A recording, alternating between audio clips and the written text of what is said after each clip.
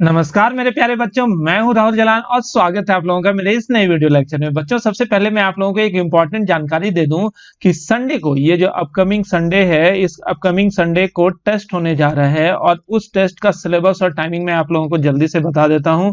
Syllabus में leading part जो होगा, जहां पर कि लगभग 70% क्वेश्चन होते हैं। 70% क्वेश्चन करने का मतलब कितना हो गया बच्चों? 70% करने का मतलब हो गया टोटल 21 क्वेश्चन जो होंगे वो किस हिस्से से रहेंगे? तो वो रहेंगे ग्रुप नंबर 17 और ग्रुप नंबर 18 से। क्लियर है बच्चों? और जो परसुइंग पार्ट होगा, परसुइंग वाले हिस्से की अगर हम लोग बात करें, जो कि 30% क्वेश्चन को कवर करते हैं। 30% क्वेश्चन मतलब क्या हो गया? लगभग 9 क्वेश्चन जो होंगे वो क्वेश्चन होंगे किस हिस्से से? तो ग्रुप नंबर 16 और ग्रुप नंबर 15 से। ये जरूरी होता है तो कि पिछला रिवीजन भी होते चले जाए। ग्रुप 17 तो मैंने कंप्लीट कर रखा है, ग्रुप 18 जो है आज या एक दो लेक्चर में कंप्लीट हो ही जाना है, छोटा सा हिस्सा होता है। ग्रुप 16 और ग्रुप 15 का रिवीजन बहुत जरूरी होता है। ये मत आप लोग सोचना कि 9 क्वेश्चन ही है तो उसे हम लोग इग्नोर कर देंगे। 9 क्वेश्चन भी मायने रखता है। और आप लोग ये जो 30 क्वेश्चन का सेट होने जा रहा है, उसका टाइमिंग पहले बता देता हूँ। इसका टाइमिंग जो है, ये जो संडे को 1:30 पर पीएम में हर एक संडे को टेस्ट होना है। तो 1:30 का ये टाइमिंग है। 1:30 दोपहर में आप लोगों को लिंक जो है वो पक्का इसी समय में मिल जाएगा। कहां पर? तो आप लोगों के व्हाट्सएप ग्रुप में। ठीक है ना? तो आप लोग पूरे साजो सैया के साथ तैयार रहना। कब? संडे को कितने बजे? 1:30 व्हाट्सएप ग्रुप में। कितने बजे लिंक आ जाएगा? 1:30 पक्का लिंक आ जाएगा। 45 मिनट का टेस्ट है, 45 मिनट का टेस्ट है। सिलेबस तो मैंने बताया ही। क्या है सिलेबस? 30 क्वेश्चन का सिलेबस है, जिसमें कि 21 क्वेश्चन जो होंगे वो ग्रुप 17 और ग्रुप 18 से होंगे और 9 क्वेश्चन यानी कि 30% क्वेश्चन जो होंगे वो ग्रुप 16 और ग्रुप 15 से होने वाले हैं। ठीक है? अब बच्चों हम लोग मेन कंटेंट पर आ जाते हैं और वो मेन कंटेंट अपना क्या है? ग्रुप नंबर 18, जिसको कि हम लोग नोबल गैसेस भी बोलते हैं या फिर कभी कभी बच्चों ये इनर्ट गैस के नाम से भी जाना जाता है। ठीक है? ये जो भी चीजें हैं आप लोग को छूटता चला जाए तो आप लोग मोबाइल पर स्क्रीनशॉट लेकर भी आगे रख सकते हो। स्क्रीनशॉट लेकर रखना कि आप लोगों को कोई भी चीज छूट ना जाए। ठीक है? अब हम लोग आ जाते हैं बच्चों किस हिस्से पर? नोबल गैसेस पर। तो ये जो अपना ग्रुप 18 है, इस ग्रुप 18 में कुल मिलाकर कितने एलिमेंट होते हैं? 6। सबसे पहले तो जान लेते हैं वो सारे एलिमेंट हैं क्या क्या। तो वहां पर है helium, neon, argon, krypton, xenon और जो सबसे लास्ट में होता है बच्चों वो कौन सा होता है? वो है रेडॉन। एटॉमिक नंबर की बात करें बच्चों तो इसका एटॉमिक नंबर 2 है। इसका एटॉमिक नंबर कितना है? 10। इसका एटॉमिक नंबर हो जाता है 18। इसका एटॉमिक नंबर 36। इसका एटॉमिक नंबर 54 और इसका एटॉमिक नंबर 86। सही है? तो अब इसके नाम को भी एक बार याद कर लेते हैं। ये जो है क्या है बच्चों? हीलियम। ये जो है बच्चों वो क्या है? नियॉन। ये जो है this is argon. This one is what? Krypton. Next one is what? Xenon. And next one is what? Radon. ठीक है ना? तो ये जो है 5-6 एलिमेंट यहाँ पर मैंने लिख रखा है।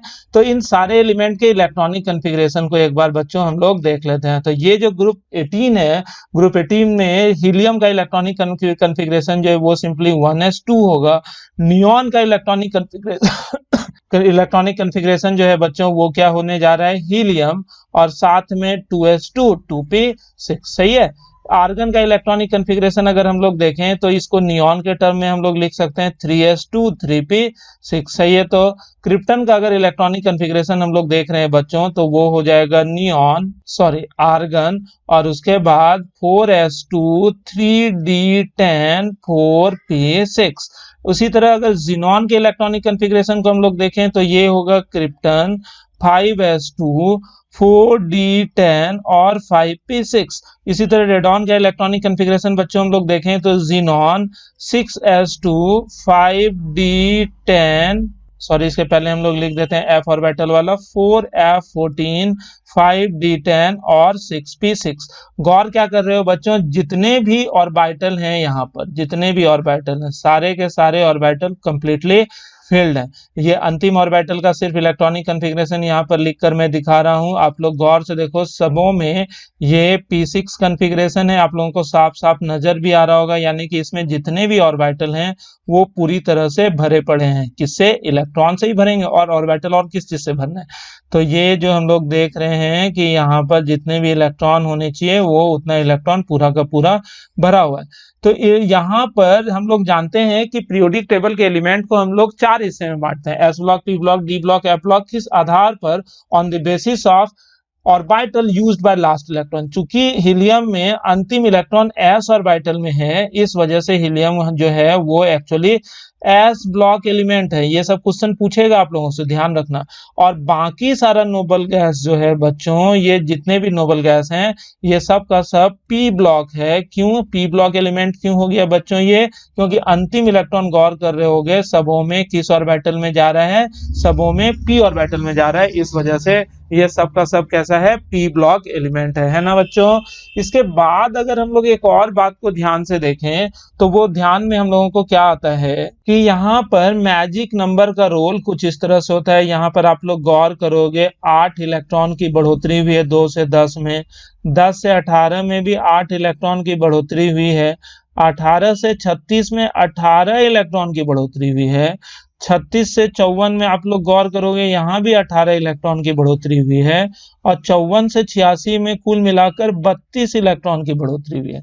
तो 8 इलेक्ट्रॉन की बढ़ोतरी कहने का मतलब जाता है कि यहाँ पर हीलियम से नियॉन में एक नया ऑर्बिटल 2s और 2p जुड़ा, यहाँ 2s में 2, 2p में 6, ठीक है। इसीलिए 8 इलेक्ट्रॉन आप लोग गौर कर रहे होगे, 2s और 2p यहाँ पर नया ऑर्बिटल आया है ना। इसी तरह यहाँ पर भी 8 आया, तो 8 इलेक्ट्रॉन कैसे आया? तो 3s और 3p यहाँ पर जुड़ा, लेकिन यहाँ 18 है, तो 18 के लिए 4s और 4p से काम नहीं चलेगा। यहाँ 4s 4p के साथ साथ 3d 10 भी रहेगा। तो गौर करो 2, 10 और 6, तब तो 18 हुआ। यहाँ भी 18 बढ़ोतरी हुई है क्रिप्टन से जिनॉन में, तो यहाँ भी 18 इलेक्ट्रॉन कैसे आया होगा बच्चों? 5s2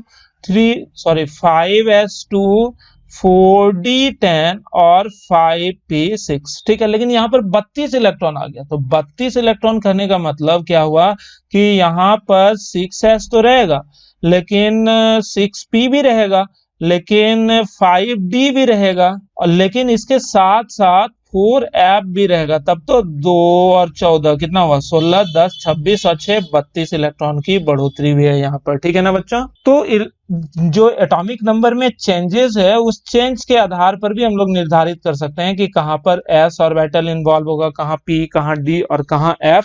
और बाकी चीजों को तो जानते ही हो कि s और p ऑर्बिटल जो वैलेंस शेल का इस्तेमाल होता है, देखो यहाँ 2 2, यहाँ 3 3, यहाँ 4 4, यहाँ 5 5, यहाँ 6 6, ठीक है ना। लेकिन अगर हम लोग d ऑर्बिटल की बात करें तो d ऑर्बिटल गौर से देखो, ये 4 है तो 4 से कम 3 रहेगा। यहाँ भी d ऑर्बिटल है, ये वैलेंस शेल अगर 5 है तो उससे कम 4 होगा, यानी कि पेनल्टीमेट शेल का d ऑर्बिटल यूज होता है। ये 6 है तो 6 से कम क्या होगा? d ऑर्बिटल 5 होगा, पेनल्टीमेट शेल का यूज होगा। f ऑर्बिटल की बच्चों अगर हम लोग बात करें तो ये एंटी पेनल्टीमेट का यूज होता है। एंटी पेनल्टीमेट कहने से क्या मतलब चला गया बच्चों कि ये अगर 5 आप लोगों को 6 नजर आ रहा है तो 6 से 2 कम, यानी कि n-2th f ऑर्बिटल यूज होता है, ठीक है ना। अब इसका क्या कंसिक्वेंसेस होता है वो भी हम लोग देख लेते हैं, ठीक है ना। सबसे पहले तो आप लोग जानो कि जितना भी ये नोबल गैस है, यहाँ पर कौन कौन सा नोबल गैस है बच्चों? तो अपने पास है हीलियम है, नियॉन है, आर्गन है, क्रिप्टन है, जीनॉन है और रेडॉन है, ठीक है ना। ये जितने भी नोबल गैस आप लोगों को नजर आ रही है यहाँ पर, ये सब का सब पहली बात तो गैस है, ठीक है ना। ये सब का सब गैस है। क्यों? क्योंकि very weak van der Waals force of attraction present in them. सबका सब पोलर है कि नॉन पोलर है? सबका सब नॉन पोलर है। तो नॉन पोलर होने की वजह से सब में वंडरवाल फोर्स ऑफ अट्रैक्शन लगेगा, और वंडरवाल फोर्स ऑफ अट्रैक्शन भी बहुत कमजोर होता है, इस वजह से ये सबका सब गैस होता है with very low MP and BP. MP की तो बात ही नहीं करते हैं, बॉइलिंग पॉइंट इसका बहुत ही कम होता है। मेल्टिंग पॉइंट ऑब्वियसली बात है बहुत कम होगा, कितना होगा तो वो बाद में हम लोग फिजिकल प्रॉपर्टीज में देख लेंगे। दूसरा जरूरी बात ये कि इन सबों में आप लोगों ने गौर करा होगा कि फुल्ली फिल्ड ऑर्बिटल्स है ना, कि जितने भी ऑर्बिटल हैं वो क्या है? Fully filled. तो फुल्ली फिल्ड ऑर्बिटल होने से क्या अंतर पड़ जाता है बच्चों? ये नॉन रिएक्टिव होता है, ठीक है ना। ये रिएक्शन में भाग लेगा कि नहीं लेगा? नहीं लेगा। तो इसी वजह से इसे हम लोग क्या नाम देते हैं? इनर्ट गैसेस, ठीक है। अब है बिहेवियर जो इसका होता है, इसका बिहेवियर जो होता है ना, BEHAVIOR विथ रेगुलर डिग्रेडेशन होता है, विथ रेगुलर ग्रेडेशन। ठीक है, रेगुलर ग्रेडेशन कहने का मतलब कि बाद में जब आप लोग गौर करोगे इसके फिजिकल प्रॉपर्टीज को हम लोग देखेंगे, इसमें एक्सेप्शन नहीं होता, मतलब जो नॉर्मल बिहेवियर होना चाहिए ना वैसा ही होता है। और शायद इसी वजह से हम लोग इसको क्या नाम देते हैं, नोबल गैसेस, मतलब आइडियल गैसेस को हम लोग ट्रीट कर सकते हैं। जैसा कि मैंने पहले ही आप लोगों को बता रखा है कि यहाँ पर हीलियम को छोड़ दिया जाए, क्योंकि हीलियम जो एस ब्लॉक एलिमेंट है, तो बाकी सब का सब जो है वो कैसा है बताओ, पी ब्लॉक एलिमेंट। ठीक है ना, हीलियम सिर्फ एस ब्लॉक एलिमेंट है, बाकी सब का सब क्या है बच्चों, पी ब्लॉक एलिमेंट। रेडॉन के बारे में अगर जानकारी हासिल करनी है तो रेडॉन जो होता है, this is radio active element. ये जो है रेडियो एक्टिव एलिमेंट है with very short half life period, with short half life period, है ना। तो और ये बनता है कैसे, तो वह बाद में हम लोग देखेंगे कि रेडियम के डिसइंटीग्रेशन से रेडियम में अल्फा डिके होता होगा, जिसके बाद रेडॉन का बनना होता है, ये हम लोग बाद में देखेंगे। और मैंने पहले ही बताया है कि ये जितने भी एलिमेंट हैं ये सब का सब कैसा किस फॉर्म में रहता है बच्चों, ये सब का सब गैसियस फॉर्म में रहता है। कब, eight normal room temperature and pressure. और याद रखना कि यहाँ पर जितने भी गैसेस हैं ऑल आर प्रेजेंट, कहाँ पर मौजूद होता है, all are present in air. ये सब का सब कहाँ पर मौजूद है बच्चों, एयर, एज ट्रेसेस, मतलब बहुत कम मात्रा में, बहुत ही कम मात्रा में।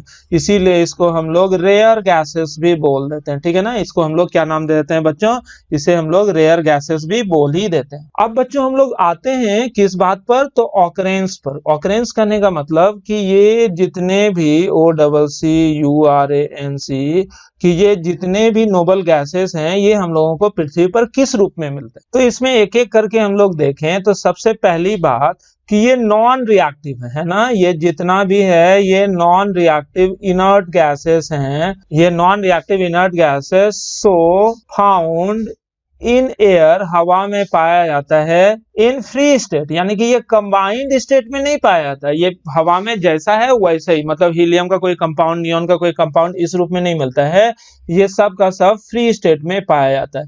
एयर में, in air all the noble gases, यानी कि पूरा मिक्सचर जो होता है वो लगभग 1% के आसपास होता है। 1% बहुत कम हुआ, लेकिन फिर भी ये कितने परसेंट के आसपास ये पाया जाता है बच्चों, ये 1% बाय वॉल्यूम, की वॉल्यूम के आधार पर ये लगभग 1% के आसपास हवा में मौजूद होता है।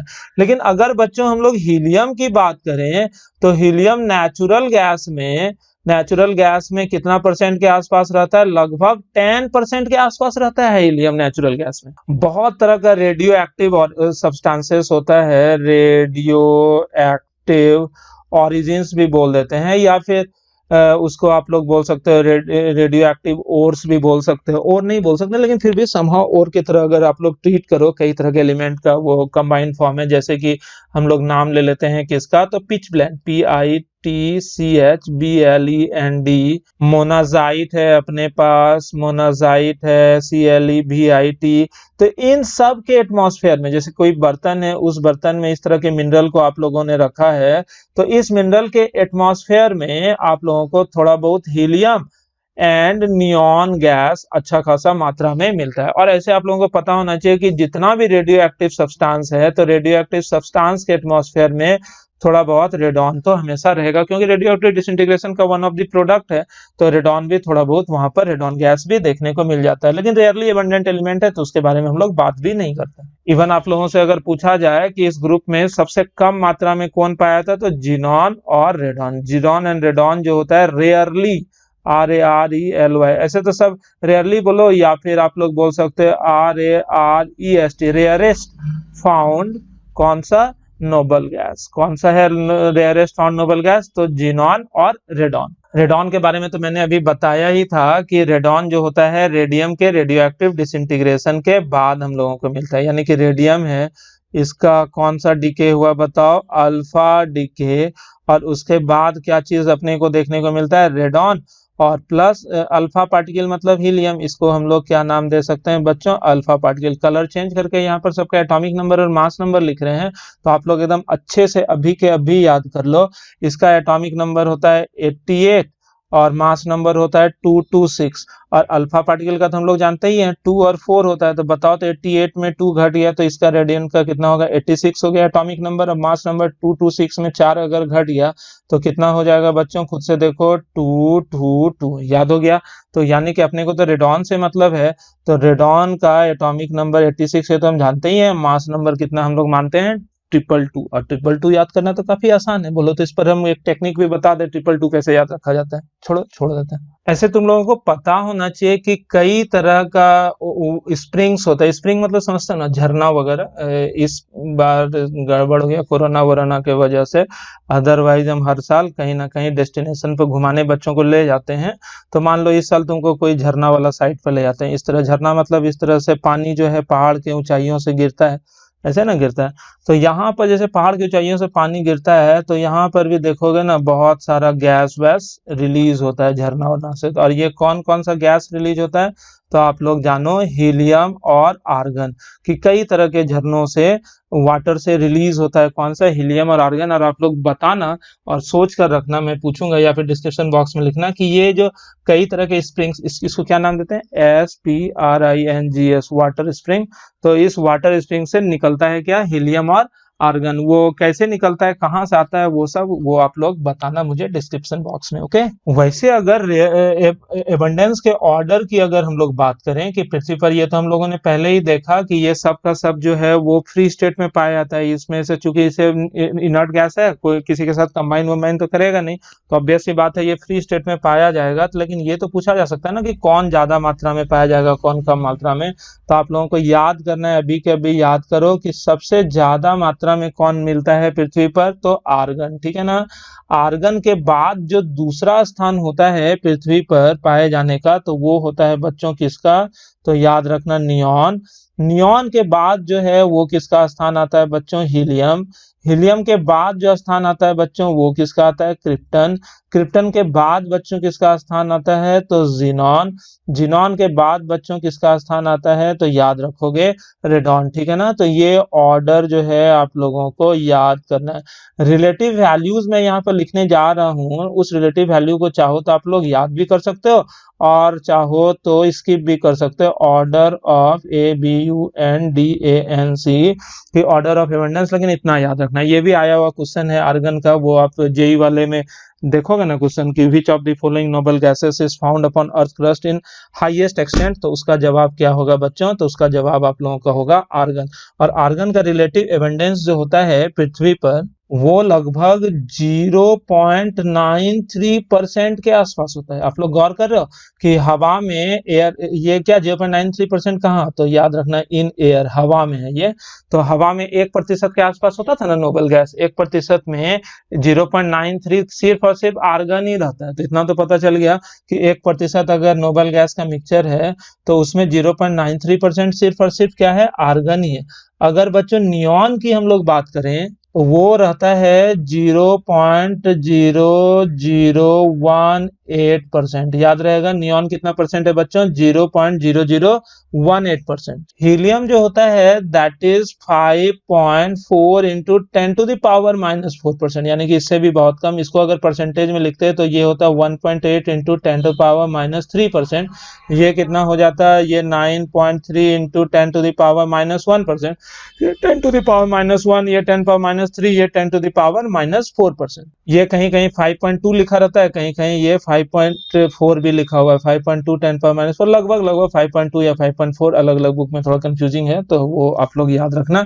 क्रिप्टन का जो परसेंटेज होता है वो तो काफी कम होता है, वो लगभग 1.1 इंटू 10⁻⁴% के बराबर। और जैसा कि मैंने पहले ही बोला था कि जिनॉन और रेडॉन जो है वो रेयरली एबंडेंट एलिमेंट है।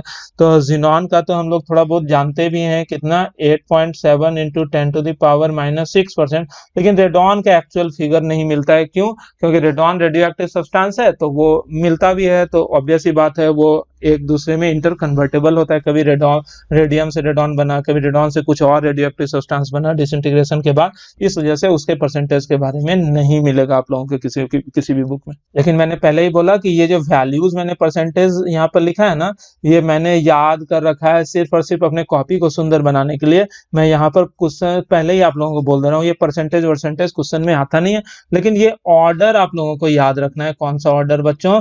कि सबसे ज्यादा मात्रा में आर्गन, उसके बाद नियॉन, उसके बाद हीलियम, तब क्रिप्टन, तब ज़ीनॉन, और सबसे लास्ट जो होता है बच्चों वो कौन सा है? वो है रेडॉन। सवाल आता है बच्चों कि इन सारे नोबल गैस को हम लोग आइसोलेट कैसे करते हैं। तो इस टॉपिक को हम लोग पढ़ते हैं किस रूप में? तो आइसोलेशन ऑफ नोबल गैसेस, यानी कि हम लोगों को जरूरत है नोबल गैस का। जैसे कि ब्लास्ट में तुम लोग बताएंगे कि नोबल गैस का क्या क्या एप्लीकेशन होता है। और मैंने हमेशा आप लोगों को बोला है कि जहां जहां यूजेस मैंने पढ़ा रखा है वो यूजेस तो आप लोगों को बहुत अच्छे से याद रखना है। क्यों? क्योंकि कई सारे क्वेश्चंस यूजेस पर ही आते हैं और बच्चे वहीं पर फंसते हैं, ठीक है ना। तो जैसे कि हीलियम का इस्तेमाल एक्वा डाइवर वगैरह यूज करता है, तो हीलियम गैस जो है वो हम लोग आइसोलेट कैसे करते हैं? तो हम लोग जान गए नेचुरल गैस में है, एयर में भी है, लेकिन मुख्य रूप से नेचुरल गैस में ही ये पाया जाता है। कितना पाया जाता है नेचुरल गैस में? अभी मैंने बताया था आप लोगों को, भूल भी गए होंगे आप लोग, वो 10% के आसपास ये नेचुरल गैस में रहता है। कौन सा गैस? Helium gas. हीलियम के अलावे अगर पूछा जाए तो नेचुरल गैस का मेन कंपोनेंट क्या क्या होता है बच्चों? H2S, CO2 रहता है, H2O रहता है, N2 रहता है, और मेन जो होता है हाइड्रोकार्बन तो रहता ही है। क्यों? हाइड्रोकार्बन ही तो जलता है, बाकी सब जलने में थोड़े ना काम करता है। मतलब नेचुरल गैस जो ईंधन की तरह काम करता है वो किसके वजह से? हाइड्रोकार्बन की वजह से। लेकिन उस नेचुरल गैस में हीलियम भी पाया जाता है, लगभग कितना परसेंट बच्चों?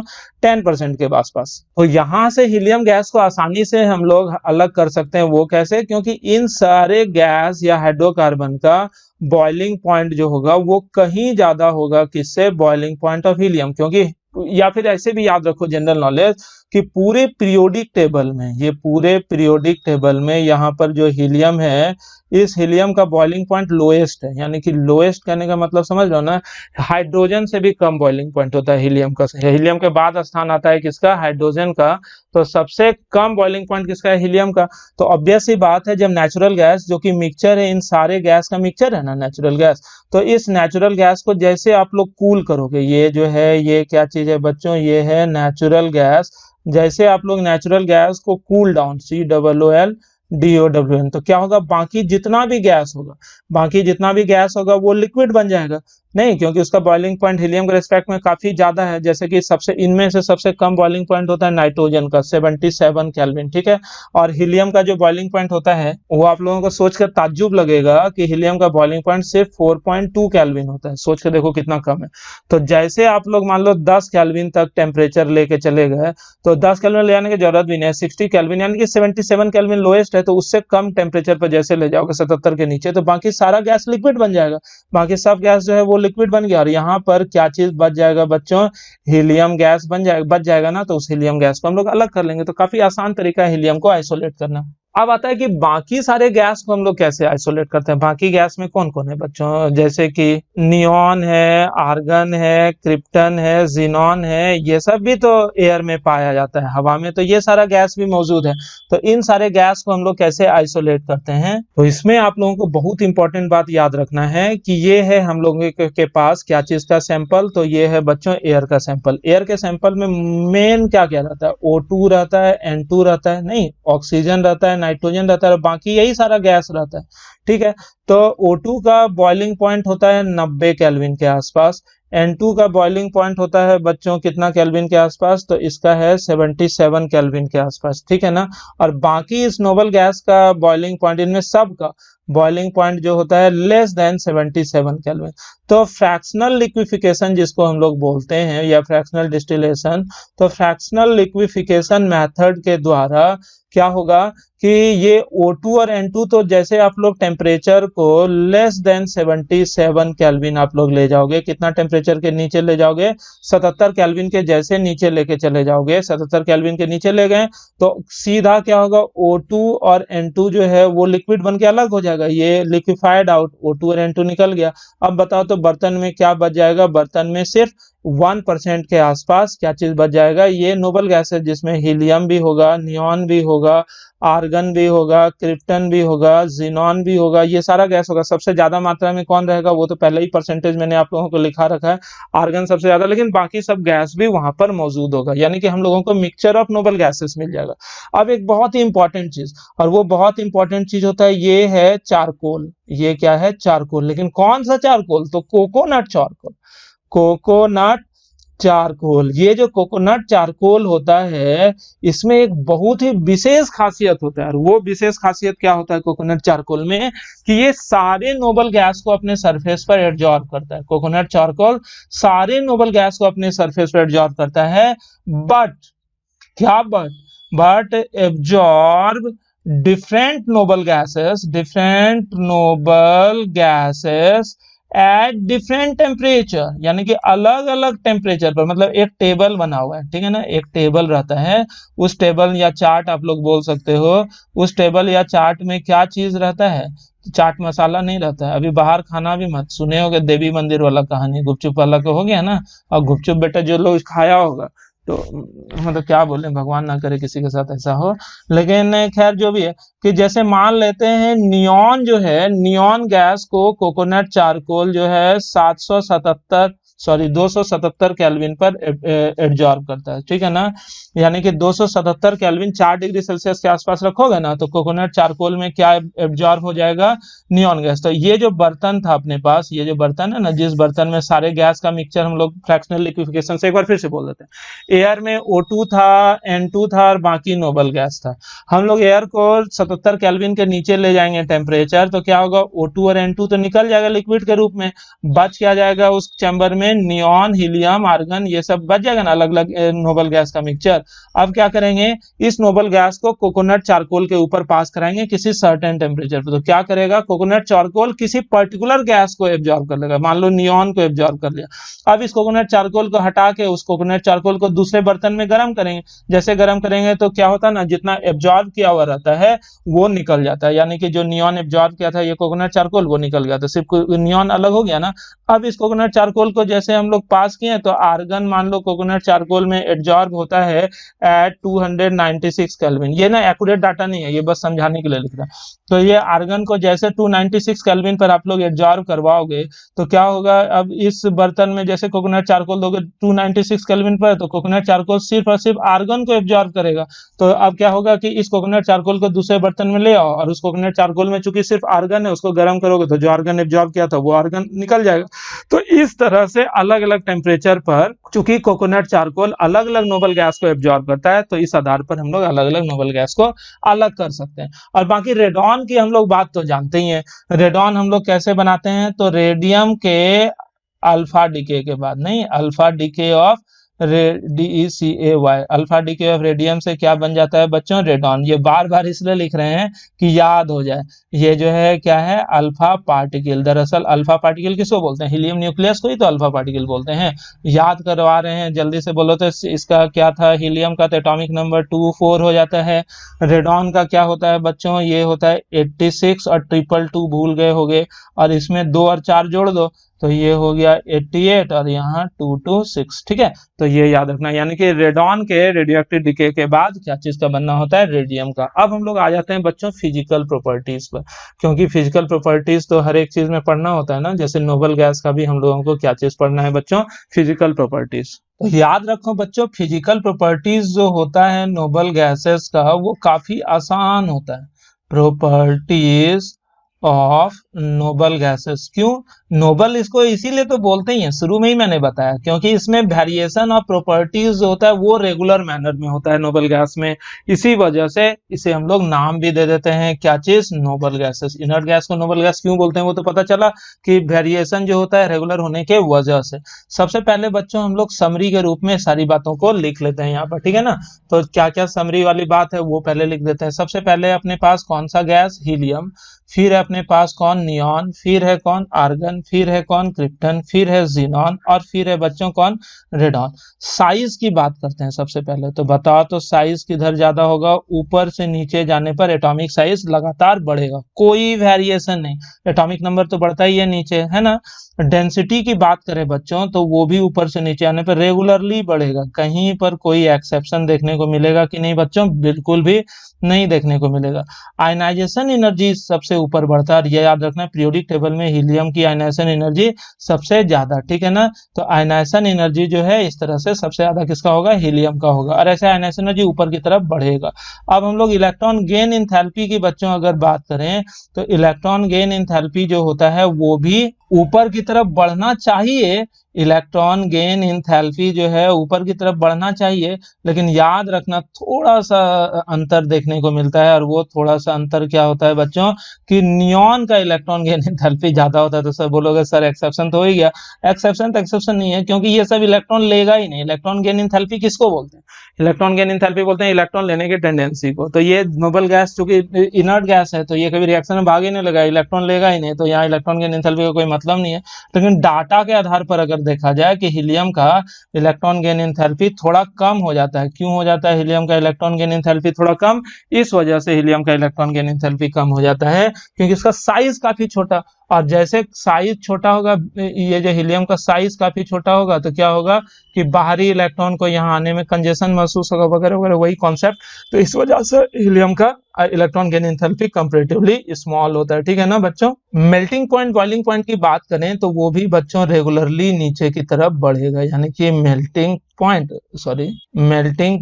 एंड बॉइलिंग पॉइंट दोनों जो है किस तरफ बढ़ेगा बच्चों? ऊपर से नीचे आने पर लगातार बढ़ता चला जाता है। इलेक्ट्रोनिगेटिविटी का बात नहीं करेंगे क्योंकि बॉन्ड ही नहीं बनाता है, तो इलेक्ट्रोनिगेटिविटी कहां से? ऐसे याद रखना जितने भी नोबल गैसेस हैं उन सबों की इलेक्ट्रोनिगेटिविटी कितनी होती है बच्चों? 0। अगर पूछ ले what is electronegativity of helium, तो जवाब दोगे कितना? 0। याद रहेगा ना बच्चों। पानी में सॉल्युबिलिटी की अगर हम लोग बात करें तो ये सब का सब अप्रॉक्स इनसॉल्युबल इन वाटर होता है, पानी में लगभग नहीं के बराबर घुलता है। लेकिन फिर भी कंपैरेटिव सॉल्युबिलिटी की बात करें तो सरफेस एरिया चूंकि नीचे बढ़ते जाता है, इस वजह से सॉल्युबिलिटी इन वाटर जो है पानी में सॉल्युबिलिटी भी थोड़ा थोड़ा बढ़ते चले जाएगा नीचे। लेकिन ऐसे याद रखना सबका सब बहुत ही कम घुलनशील होता है, क्या चीज में? पानी में। तो ये सब जो था क्या था बच्चों? फिजिकल प्रॉपर्टी का एक समरी था। इन सारे समरी को, या फिर एक चीज यहाँ पर और भी लिख देते हैं, इंथैल्पी ऑफ फ्यूजन अगर आप लोगों से पूछा जाए कि इसको पिघलाने में जो हीट लगेगा वो किधर बढ़ेगा या घटेगा, तो याद रखना ऊपर से नीचे आने में, चूंकि सरफेस एरिया बढ़ते जा रहा है, तो डेल एच फ्यूजन मतलब इंथैल्पी ऑफ फ्यूजन, या फिर इंथैल्पी ऑफ वेपराइजेशन वो भी किधर बढ़ेगा? Enthalpy of VAP। क्या होता है enthalpy of fusion? The amount of it that is required to fuse 1 mole of any solid, the amount of it that is required to vaporize 1 mole of liquid is called enthalpy of vaporization. तो वो intermolecular force of attraction पर चूंकि निर्भर करता है, इस वजह से नीचे बढ़ेगा। सही है ना बच्चों। अब उन्हीं बातों को एक एक करके देख लेते हैं। जो सबसे पहले आप लोग जानो कि ये हीलियम का साइज है, नियॉन का साइज थोड़ा बड़ा होगा, है ना, आर्गन का साइज और बड़ा होगा, क्रिप्टन का साइज जो है और छोटा होगा कि बड़ा? और बड़ा होगा। उसके बाद जिनॉन का साइज तो और भी बड़ा हो जाएगा, है ना, और रेडॉन का साइज तो चलो भाई वो तो आपके उससे भी बाहर चला गया। ठीक है, लेकिन हम कोशिश करेंगे आपके स्क्रीन के अंदर आ जाइए। तो ये आप लोग साफ देख पा रहे होंगे कि साइज जो है किस साइड बढ़ रहा है बच्चों? इधर से उधर बढ़ते जा रहा है ना, कि साइज बढ़ते जा रहा है। ऐसा क्यों? क्योंकि आप लोग देखोगे एक additional cell will come in existence. जैसे कि हीलियम है तो हीलियम का इलेक्ट्रॉनिक कॉन्फ़िगरेशन 2, इसका क्या होगा? 2-8, है ना। इसका इलेक्ट्रॉनिक कॉन्फ़िगरेशन क्या होगा? 2-8-8। ठीक है, वो बचपन वाला इलेक्ट्रॉनिक कॉन्फ़िगरेशन याद आ रहा होगा आप लोगों को। 2-8-18-8, है ना। इसका इलेक्ट्रॉनिक कॉन्फ़िगरेशन क्या होगा? 2-8-18-18-8। इसका क्या होगा?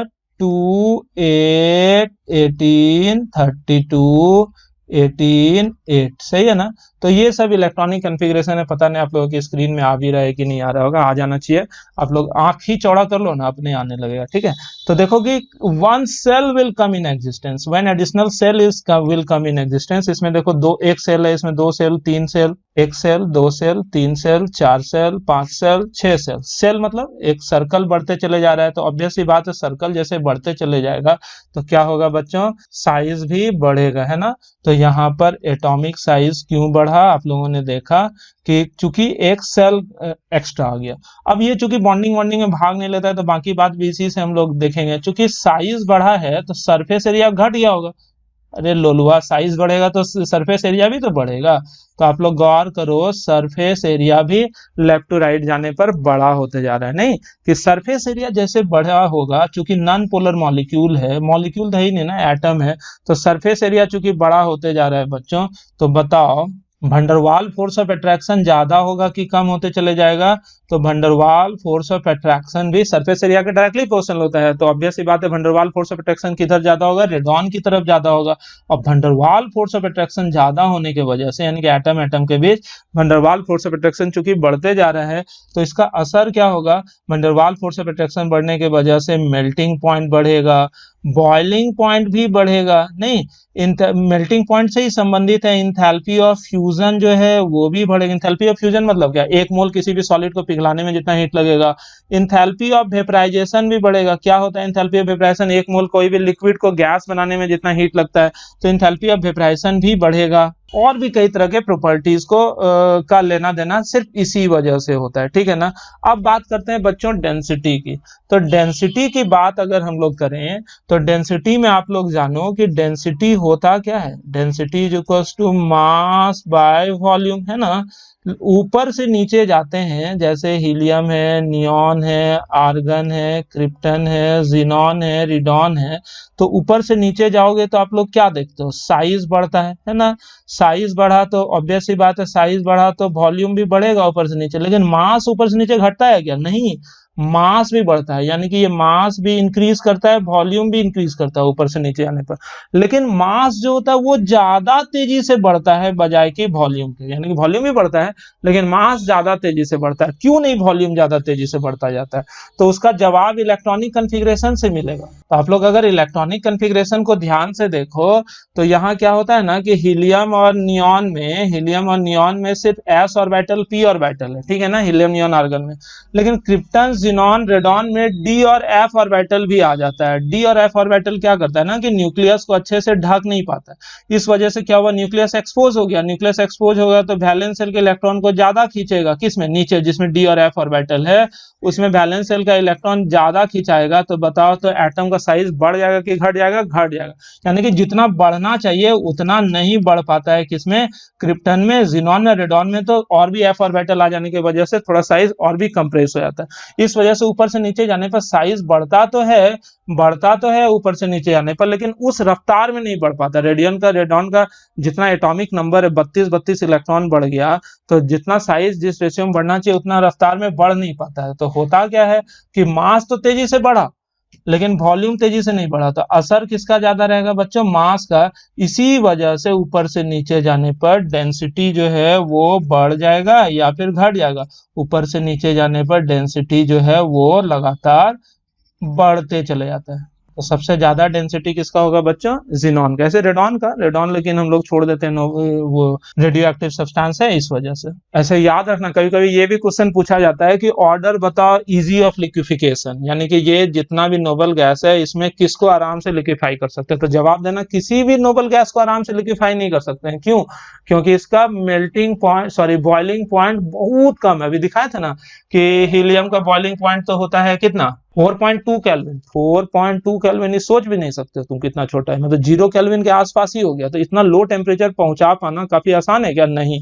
ऐसे जिनॉन का बॉइलिंग पॉइंट जो है याद रखना, ये लगभग 165 केल्विन है और रेडॉन का लगभग 211 केल्विन के आसपास हो जाता है, 211 केल्विन। तो ये यानी कि आप लोग गौर कर रहे होगे, ऊपर से नीचे आने पे बॉइलिंग पॉइंट चूंकि बढ़ रहा है, तो इजी ऑफ लिक्विफिकेशन किधर होगा बच्चों, नीचे की तरफ।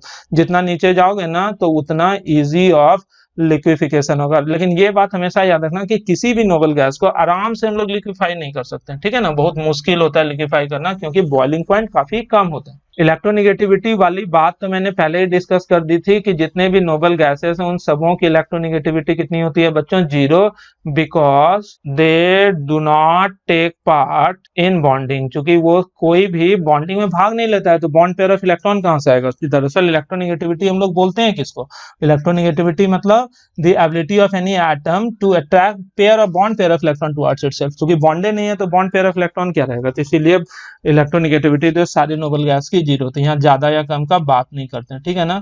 आयनाइजेशन एनर्जी की बात करें, आयनाइजेशन एनर्जी क्या होता है कि कोई भी गैसियस आइसोलेटेड एटम से इलेक्ट्रॉन को पूरी तरह से बाहर निकालने में जितनी एनर्जी खर्च होती है that is called ionization energy. लेकिन यहाँ पर क्या है, नोबल गैसेस में, नोबल गैसेस की आयनाइजेशन एनर्जी जो है वो लगभग 2372 किलो जूल के आसपास होता है पर मोल। ये है हीलियम का वैल्यू। हीलियम का एनएस एनर्जी सबसे ज्यादा होता है। क्यों? क्योंकि आप लोग गौर करो, ये अपने पास है कौन कौन, हीलियम है, नियॉन है, आर्गन है, क्रिप्टन है, जीनॉन है, रेडॉन भी लिख देते हैं। तो ऊपर से नीचे आओगे तो साइज बड़ा होते जा रहा है। तो साइज सबसे छोटा किधर है? हीलियम का। तो हीलियम का साइज चूंकि छोटा है, देख रहे हो ना, जितना छोटा रहेगा इलेक्ट्रॉन ज्यादा करीब है तो उसको निकालना टफ, बड़ा एटम से इलेक्ट्रॉन दूर हो गया न्यूक्लियस से, कम अट्रैक्शन, तो उसको निकालना आसान। तो यहाँ पर अगर पूछा जाए कि इनमें से सबसे ज्यादा आयनाइजेशन एनर्जी किसका होगा, तो सबसे ज्यादा आयनाइजेशन एनर्जी बच्चों होगा हीलियम का। ठीक है ना, कि हीलियम का आयनाइजेशन एनर्जी जो है वो सबसे ज्यादा होता है। और सबसे ज्यादा सिर्फ नोबल गैस में नहीं, मैंने पहले ही बताया, पूरे पीरियोडिक टेबल में सबसे ज्यादा आयनाइजेशन एनर्जी माना जाएगा तो किसका? हीलियम का। आयनाइजेशन एनर्जी से संबंधित एक बार एक क्वेश्चन आईटी एडवांस में आ गया था, यही 2018 का क्वेश्चन है। उस क्वेश्चन को एक बार देखना और समझने की कोशिश करना। ठीक है, कि यहाँ पर 4 ऑप्शन था, उसमें हीलियम नहीं था, लेकिन हम यहाँ हीलियम को भी कंक्लूड कर रहे हैं। ठीक, तो ये है हीलियम, इसका एटॉमिक नंबर है कितना? 2। और हीलियम के बाद उल्टा लिखते हैं हीलियम, इससे आप लोगों को पीरियोडिक टेबल का व्यू भी नजर आएगा। कि मान लो ये हीलियम है, ठीक है, हीलियम का एटॉमिक नंबर है 2। हीलियम के बाद यानी कि नेक्स्ट पीरियड में यहाँ पर क्या रहता है बच्चों? लिथियम, जिसका एटॉमिक नंबर 3 है। इसके बाद लिथियम के सामने क्या रहता है? नियॉन, इसका एटॉमिक नंबर रहता है 10। और इसके बाद कौन रहता है बच्चों? सोडियम, इसका एटॉमिक नंबर रहता है 11। और सोडियम के जस्ट सामने उसी पीरियड में क्या रहता है? आर्गन 18। उसके बाद यहाँ पर कौन रहेगा? पोटेशियम 19। उसके बाद यहाँ पर कौन रहता है? क्रिप्टन 36। और फिर नीचे जो है वो कौन रहेगा? Xenon 30, sorry rubidium 37। जीनॉन कितना हो जाएगा? 54। और यहाँ कौन होगा? सीजियम 55। तो वहां पर क्वेश्चन था कि ये सोडियम का आयनाइजेशन एनर्जी, आप लोग जानते हो अल्कली मेटल का आयनाइजेशन एनर्जी बहुत कम और नोबल गैसेस का आयनाइजेशन एनर्जी बहुत ज्यादा। तो सोडियम और नियॉन में आयनाइजेशन एनर्जी का गैप होगा, कुछ गैप होगा ना सोडियम और नियॉन में। इसी तरह आयनाइजेशन एनर्जी का गैप होगा किसमें? पोटेशियम में। और किसमें होगा बच्चों? आर्गन में। पोटेशियम और आर्गन में एक लार्ज गैप होगा, आर्गन का बहुत कम, आर्गन का बहुत ज्यादा और पोटेशियम का बहुत कम। इसी तरह से गैप होगा किसमें? रुबिडियम में और क्रिप्टन में, ऐसा ही गैप होगा आयनाइजेशन एनर्जी का। और ऐसा ही गैप होगा बच्चों किस चीज में? सीजियम में और जीनॉन में आयनाइजेशन एनर्जी का गैप होगा। तो वो जो 4 ऑप्शन था, यही 4 ऑप्शन था। पूछा जा रहा था कि सबसे बड़ा गैप किसमें होगा, where the gap of ionization energy is maximum. तो याद रखना बच्चों, जैसे जैसे आप लोग ऊपर की तरफ जाओगे तो आयनाइजेशन एनर्जी का गैप जो होता है वो बढ़ते चले जाता है। क्यों ऊपर की तरफ जाने पर आयनाइजेशन एनर्जी का गैप बढ़ता है?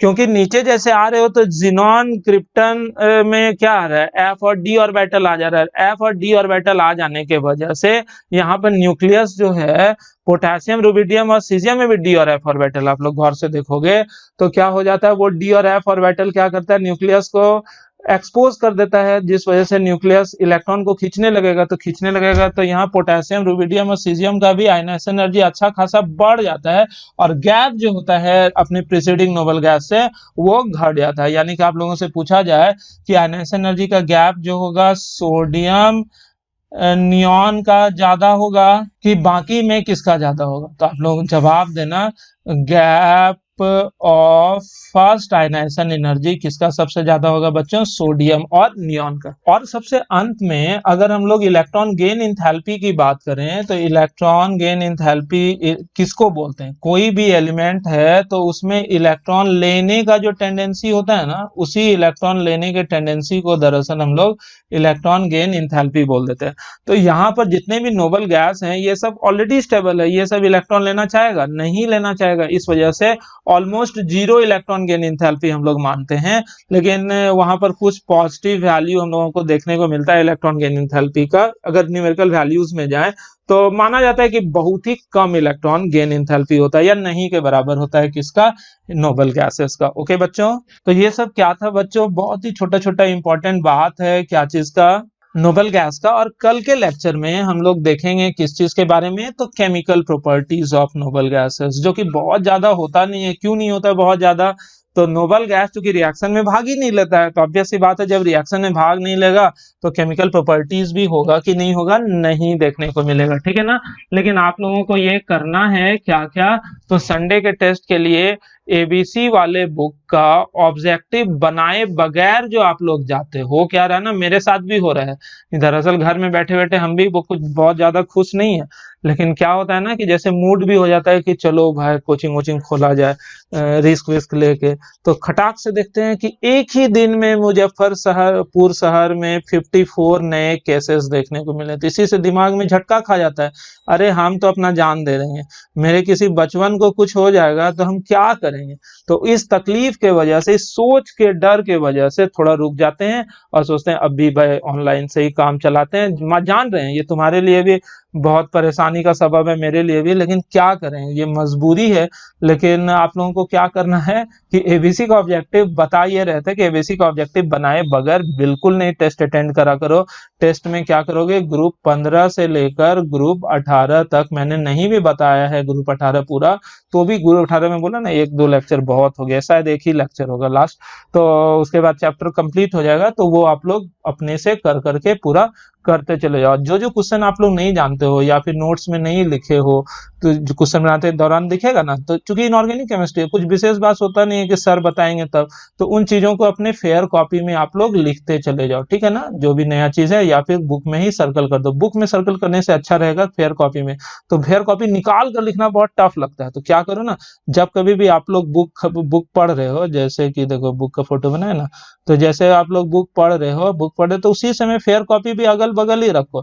जैसे कोई बुक का क्वेश्चन आप लोग बनाए, एक क्वेश्चन भी लगा के अरे ये क्वेश्चन तो हम नहीं जान रहे हैं, तो फटाक से उस क्वेश्चन के कंटेंट को अपने कॉपी में, फेयर कॉपी में नोट डाउन कर लो उसी चैप्टर में, क्योंकि कहीं और अगर वो चीज आप लोग लिखोगे ना तो आप लोग का मेहनत जाया होगा, क्योंकि आप लोग भूलोगे ही, ऐसा नहीं है कि नहीं भूलोगे, और वो सब कुछ एक जगह लिखा हुआ रहेगा ना, तो ये जो अभी आप मेहनत कर रहे हो बुक बनाने में, वो मेहनत यूटिलाइज हो जाएगा, ठीक है ना। तो आप लोग करो, ऑल द बेस्ट, कोई नहीं।